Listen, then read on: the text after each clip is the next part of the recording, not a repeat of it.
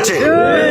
আর আজকে যাদের রক্তের বিনিময়ে জুলাই, যাদের রক্তের বিনিময়ে আজকে আমরা এই নির্বিঘ্নে সভা সমাবেশ করতে পারছি, আজকে যদি হাসিনার পতন না হতো এই সভা সমাবেশ আমরা এইভাবে করতে পারতাম? ছাত্রলীগ, যুবলীগ, পান্ডালীগ, জান্ডালীগ এসে ঝামেলা করতো, পুলিশকে নিয়ে বলতো অনুমতি নাই, গ্রেপ্তার করে গাড়িতে তুলতো। এই কৃতজ্ঞতা তো এই মানুষের প্রতি আমাদের স্বীকার করতে হবে। আমি জেলখানায় গিয়েছি, আমি কারাগারে গিয়েছি, আমি দেখেছি লুঙ্গি পরা রিক্সাওয়ালা, বাসের হেল্পার, কয় ভাই বাসে পানি বেশি, আমি আমার ধরে নিয়েছি, আমি বাদাম বেশি, আমি এই ঢাকা যাত্রাবাড়ি শশা বেশি।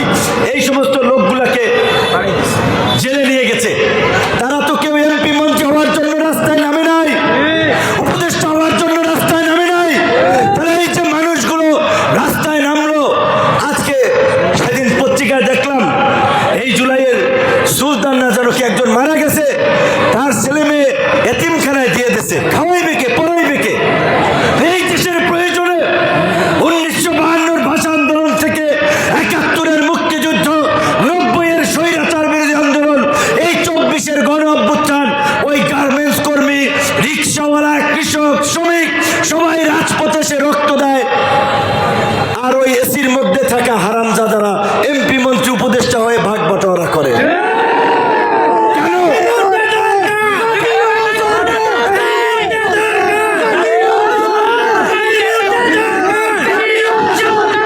আচ্ছা, আপনারা বলেন এই প্রশ্নটা কি যৌক্তিক না?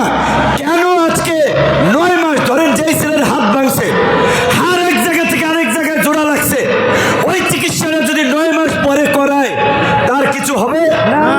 এখনো কয়েকজন বিদেশে যেতে পারে নাই। জুলাই ফাউন্ডেশনে আহতদের এই তালিকায় নাম উঠানোর জন্য জুতা স্যান্ডেল ক্ষয় হয়ে গেছে। এই যে কি বিপ্লবের চেতনা? তারপরে আবার যে পাইবে এ ক্যাটাগরি তারে দেশে বি ক্যাটাগরি, যে পাইবে বি তারে দেশে সি, এইখানেও 9-6 করছে। এইটা কি বিপ্লবীদের কাছ থেকে আমরা আশা করেছিলাম? কথা পরিষ্কার। আওয়ামী লীগ 71-এর মুক্তিযুদ্ধকে নিজেদের রাজনৈতিক হাতিয়ারে পরিণত করেছিল, রাজনৈতিক ধান্দাবাজির হাতিয়ারে পরিণত করে মুক্তিযুদ্ধের একক ঠিকাদার হয়ে গেছিল যে আমরাই মুক্তিযুদ্ধ করেছি।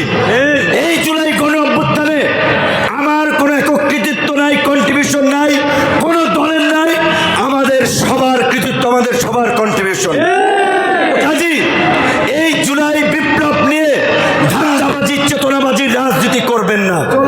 যদি ধান্দাবাজি, চেতনাবাজির রাজনীতি করেন, ওই যে পাবলিক বোতল মারা শুরু করছে, ওইটা কিন্তু আরো সামনে চলবে। আমরা ডক্টর মোহাম্মদ ইউনূসকে বলবো, আপনি যদি কোনো সমস্যা বোধ করেন, আপনি যদি রাষ্ট্র পরিচালনায় কোনো চ্যালেঞ্জ বোধ করেন, সমস্ত রাজনৈতিক দলের শীর্ষ নেতৃবৃন্দকে আপনি ডাকেন, তাদের সাথে খোলামেলা আলোচনা করেন। আজকে আমরা সমস্ত রাজনৈতিক দল যদি এই সরকারকে সাপোর্ট না করি, সরকার টিকতে পারবে না। তো আমরা তো সবাই রেডি, আমরা সবাই রেডি আপনাকে সহযোগিতা করার জন্য। আল্লাহর রাস্তে এই সমস্ত নাবালক পোলাপানের পাল্লায় পইরা আপনি জনগণ এবং রাজনৈতিক দল থেকে দূরে সরে যাবেন না। আপনি একদিন এই জুলাই গণ অভ্যুত্থানের আহত পঙ্গুদের নিয়ে একটা সমাবেশ করেন, একটা সেমিনার করেন, তাদের আকাঙ্ক্ষাটা শুনেন, কেন তারা গুলির সামনে দাঁড়িয়েছিল, কেন তারা পঙ্গুত্ব বরণ করেছে, তাদের দুঃখের কথাটা শোনেন।